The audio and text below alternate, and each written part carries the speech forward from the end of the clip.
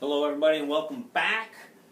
This is video 2 of section 7.4.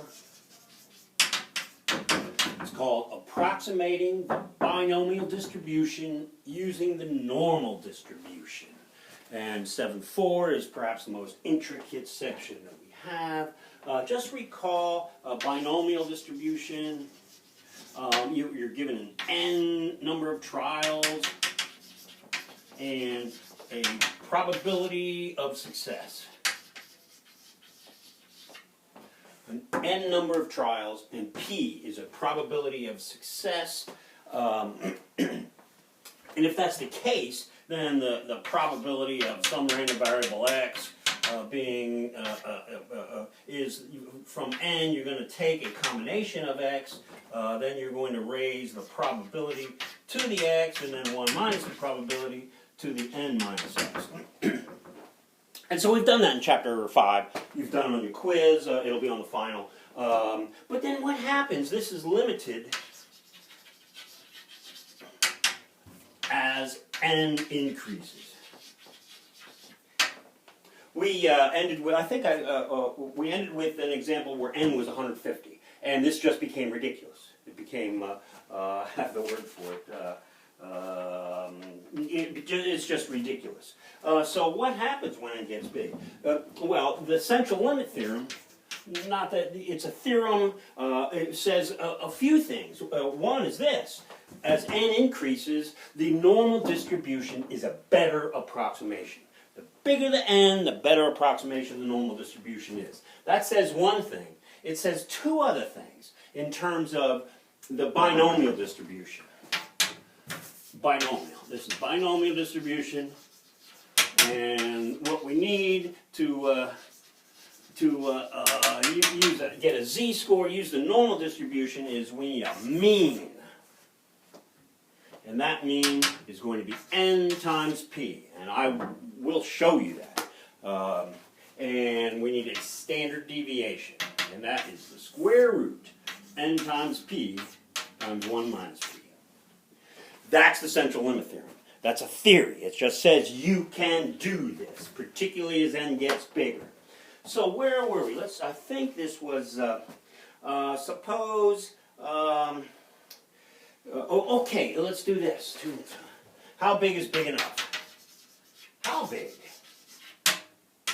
How big does n need to be? Well, a general rule is if np is greater than 5 and n times 1 minus p is also greater than 5, then it's big enough. Here's two examples where you cannot use this. Suppose n was 20 and p was 0.15, then 20 times 0.15 is 3. You can't use it. You would go back to using the binomial distribution. This is not big enough. The n is not big enough to be an appropriate approximation. That's one example. Another example. Suppose n was, where are we? 18. And p was 0.9. Well, then np would be okay. Is 18 times 0.9 is 16.2. That's okay. That's greater than 5. That's big enough. But np times, n times 1 minus p is 18 times 0.1, which is 1.8. No. No, you cannot use this. Understand, this is not going to, I'm not going to test you and say, oh, NP, no, I'm just going to give you stuff where NP is greater than 5. For example, I think this is the one we left off with at the end. Oh, yep. We were interested in 150 people that are voters, registered voters. And there's a 60% chance of each one voting. Zeta, stop it. The probability of each one voting is 60%. This is way high. It's unfortunate that in our current system that's way high. 60% of eligible voters don't vote. If they did, we'd have a different democracy, more closely related democracy. Okay, enough of that. So 150 voters, the probability of anyone voting is 0.6. Well then, let's go with NP. This is the mean. This is the mean. NP is 150 of those voters times 60% of them vote 90. That's the mean. This distribution, this binomial distribution, is going to be approximated by a normal distribution with a mean of 90. That's the mean. And so if this is true from the Central Limit Theorem, it says that the standard deviation is the square root of NP times 1 minus P. I always tell students, you already have that, equals, that's 90. 90 times 1 minus P is 0.4, which is 36. 90 times 0.4 is 36. That, by the way, says we can do this. And then the square root of which is 6. Sigma 6. 6 and 90. Those are the two things we're going to look at. Note those standard deviations would be around there, 96, 84. And we did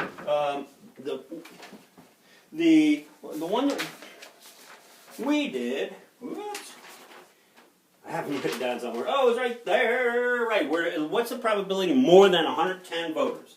Probability X greater than 110. More than 110 people vote under these conditions. Right here is 110. We're looking for that. We're going to get a z-score. 110 minus the mean, 90, divided by the standard deviation of 6. That's 3.3, I think, which is off the charts. There is 0% chance that more than 110 people will vote. There is a 0 chance that more than 110 will vote.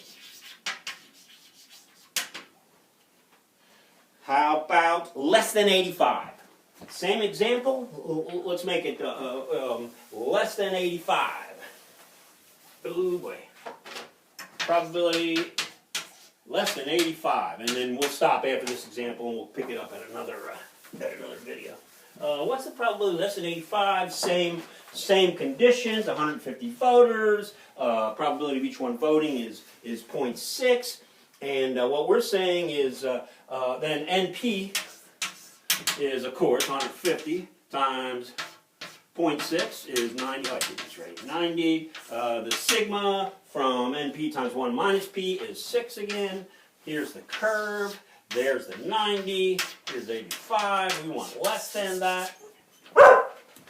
And so we get a z-score. Uh-oh. I didn't do this one. Shoot. Is 56.8. 0.83. And I'm going to look up its negative, actually, negative 0.83. I'm sorry, I used the wrong example. 0.83, 20.33%.